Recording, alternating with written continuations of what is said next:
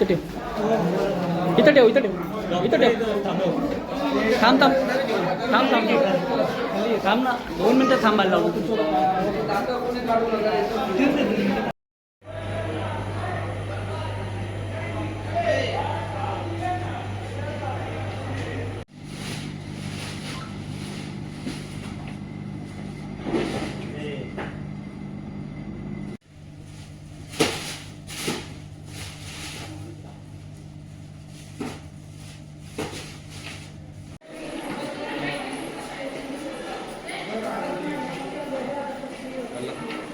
ना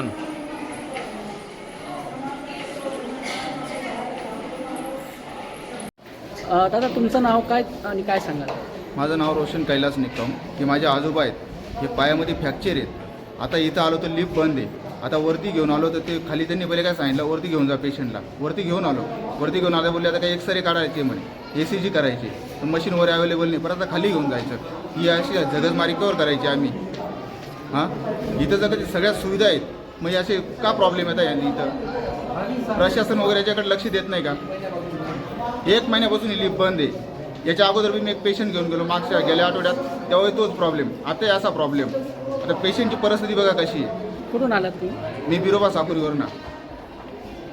हॉस्पिटलची लिफ्ट ही जेव्हापासून हॉस्पिटल सुरू झालं तेव्हापासून ती लावण्यात आलेली आहे. ती सध्या मेंटेनन्स तिचा सारखा होतो, त्यामुळे ती नादुरुस्त होते आणि ती लिफ्ट बदलण्याची पण कारवाई सुरू आहे. आणि ज्या लिफ्टचं जे मेंटेनन्स आहे ते PWD विद्युत विभाग यांच्याकडे असते. त्यांच्याकडे आमचा कंटिन्युअस फॉलोअप चालू आहे आणि ते पण कंटिन्युअस प्रयत्न करतायत आणि 2-3 दिवसात ती लिफ्ट चालू करून देतील व नवीन लिफ्ट घेण्यासाठी सुद्धा त्यांचे प्रयत्न आहेत.